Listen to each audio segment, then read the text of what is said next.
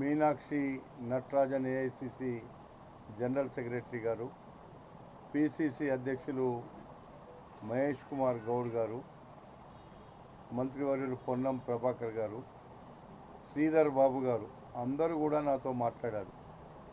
నిజంగా రాష్ట్ర జనాభాలో సగభాగం దాదాపుగా ఉన్నటువంటి రంగారెడ్డి హైదరాబాదులో ఎప్పుడు కూడా ఒక 6 మంది మంత్రుల కంటే తక్కువ లేకుండా ఉన్నారు. కానీ ఈరోజు సగభాగం ఉన్నటువంటి జనాభాలో పూర్తిగా సగభాగానికి లేకుండా పోయింది అనేటువంటి ఆవేదన మా రంగారెడ్డి హైదరాబాద్లోనే కాదు, రాష్ట్రమంతా కూడా ఉంది. ఒక్క మాటలో చెప్పాలంటే సోనియా గాంధీ గారు తెలంగాణ రాష్ట్రం ఇచ్చింది 10 జిల్లాల తెలంగాణ. ఇచ్చిన 10 జిల్లాల తెలంగాణలో 18 మంత్రులకు అవకాశం ఉంది.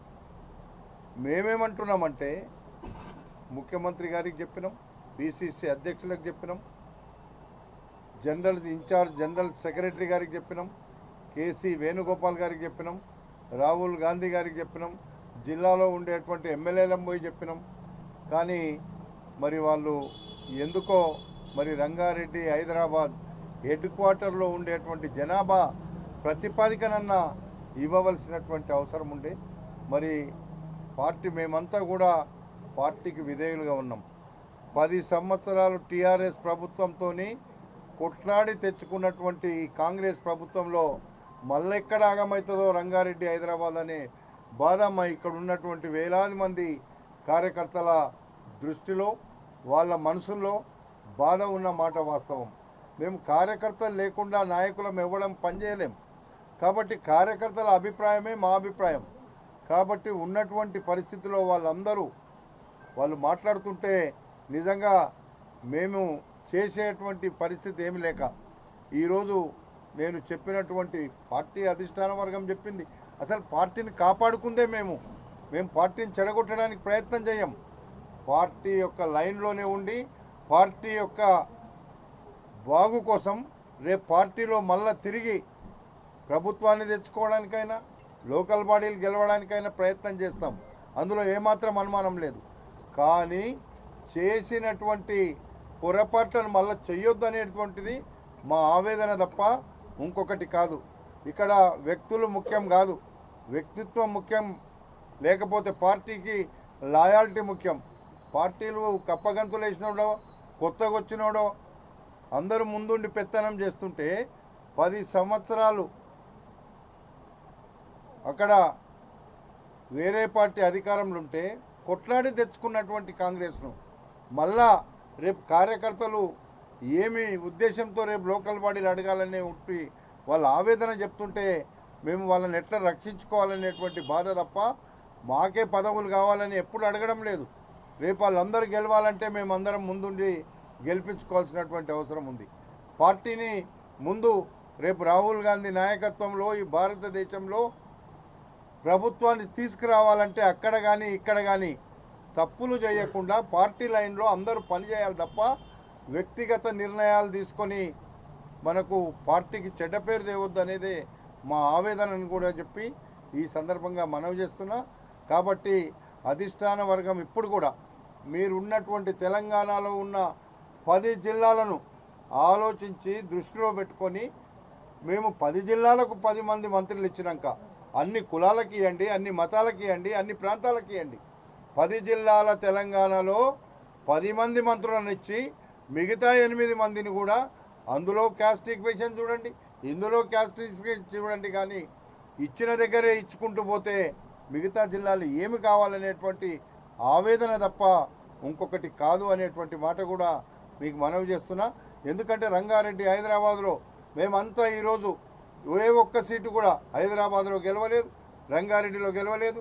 నేను ఒక్కరిని పాత రంగారెడ్డిలో ఇటు సైడ్ గెలిచినటువంటి వ్యక్తిని నేను. అక్కడ వికారాబాద్ జిల్లాలో కొంతమంది గెలిచారు. కానీ ఇక్కడ ఉండేటువంటి హైదరాబాద్ రంగారెడ్డి స్టేట్లో హెడ్ క్వార్టర్, ఈ హెడ్ క్వార్టర్లోనే గతంలో 6 మంది మంత్రులు ఉన్నారు. ఒక్కరు కూడా లేకపోతే ప్రజలకు ఏం జవాబు చెప్తామనేటువంటి, పార్టీని ఎట్లా రక్షించుకుంటామనేటువంటి బాధ తప్ప పార్టీ పక్షాననే ఉంటాం, పార్టీ కోసమే పనిచేస్తాం. పార్టీని రక్షించుకోవడానికి మా అధిష్టాన వర్గానికి కూడా ఎక్కడికైనా వెళ్ళి చెప్పడానికి మరొకసారి మేము అవకాశం ఇవ్వమని ఈరోజు పిసిసి ప్రెసిడెంట్ గారికి చెప్పినాం, ఈరోజు మీనాక్షి గారికి చెప్పినాం. చెప్తే వాళ్ళు తప్పకుండా పార్టీ అధిష్టాన వర్గం దగ్గర ఈ విషయాలన్నీ మేము చెప్తామన్నారు. కాబట్టి ఈరోజు మేము పార్టీకి మేము ఏది చెప్పినా పార్టీ బాగోగుల కోసమే చెప్తున్నాము. పార్టీ కిందికెళ్ళి వచ్చేటువంటి ఫీడ్బ్యాక్ తీసుకోవాలి తప్ప ఏదో అక్కడ మేము నిర్ణయం తీసుకొని ఇక్కడ చెప్పిండ్రు అక్కడ చేసినామంటే చాలా పార్టీకి ఇబ్బందికరమైనటువంటి వాతావరణం వస్తుందని మాట చెప్పినాం. ఈరోజు పిసిసి ప్రెసిడెంట్కి చెప్పినాము, ఇక్కడ వచ్చినటువంటి మా నాయకులందరికీ చెప్పినాం. కాంగ్రెస్ పార్టీ బలోపేతం చేయడానికి మేము ప్రయత్నం చేస్తాము. ఈరోజు రాహుల్ గాంధీ ఏ నిర్ణయం తీసుకున్నా మేము సమర్థిస్తాం తప్ప వ్యతిరేకించాం. కానీ పార్టీ రోజు రోజుకు మరి పతనమవుతుంటే కొట్లాడి తెచ్చుకున్నటువంటి పార్టీ, అధికారంలో తెచ్చుకున్న పార్టీ పతనమవుతుంటే బాధగా ఉంటుందనేటువంటి ఉద్దేశంతోనే ఈరోజు మేమందరం కూడా ఈ యొక్క అన్ని కాన్స్టిట్యున్సీలలో ఉన్నారు. ఇక్కడ రంగారెడ్డి జిల్లాలో ఉండే అన్ని కాన్స్టిట్యున్సీలు ఇక్కడ ఉన్నారు.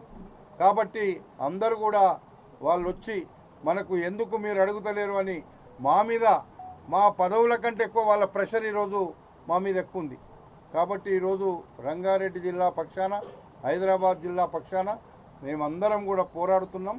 రేపు కూడా పోరాడుతాం. పోయినసారే మేమంతా జీరోగా హైదరాబాద్ రంగారెడ్డిలో ఉన్నాం. వచ్చేసారైనా అధికారంలోకి తెచ్చుకున్నాం పార్టీని, మళ్ళా గెలవాలనేటువంటి ప్రయత్నంలో భాగమే అని చెప్పి ఈ సందర్భంగా మనవి చేస్తున్నా. వాళ్ళు నాతో మాట్లాడినారు. ఇప్పటి వరకు పిసిసి ప్రెసిడెంట్ మాట్లాడారు, పొన్నం ప్రభాకర్ గారు మాట్లాడారు, మీనాక్షి గారు మాట్లాడారు. తప్పకుండా కేసీ వేణుగోపాల్ గారికి ప్రయత్నం చేస్తే ఆయన ఫోన్లో అందుబాటులో లేడు.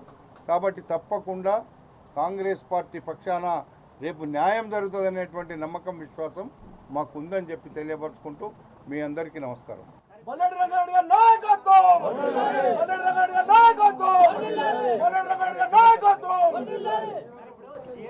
రంగారెడ్డి పరిధిలో కాంగ్రెస్ కు ఎక్కువ మెజార్టీ సీట్లు రాలేదని చెప్పి లేకపోతే సామాజిక వర్గాలు ఏమైనా అడ్డొచ్చింది?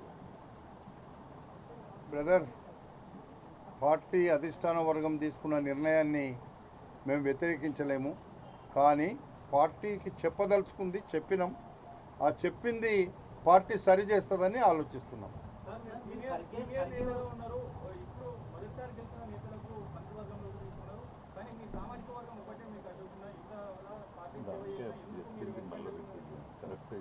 నేను ఒక్కటమ్మా, ఒకవేళ నా సామాజిక వర్గమే అడ్డొస్తే అవసరమైతే ఆ మాట మీద కట్టుబడి ఉన్నా. ఆ రోజు నేను చెప్పినా, ఒకవేళ రంగారెడ్డి జిల్లాకు, హైదరాబాద్ జిల్లాకు ఈ జిల్లాల ప్రాతినిధ్యం లేకపోతే పార్టీ నష్టం జరుగుతుంది, పార్టీ కోసమైనా సరే నేను త్యాగం చేస్తా అని చెప్పినా ఈరోజు కూడా కట్టుబడి ఉన్నా అని చెప్పి ఈ సందర్భంగా మీకు మనవి చేస్తున్నాను.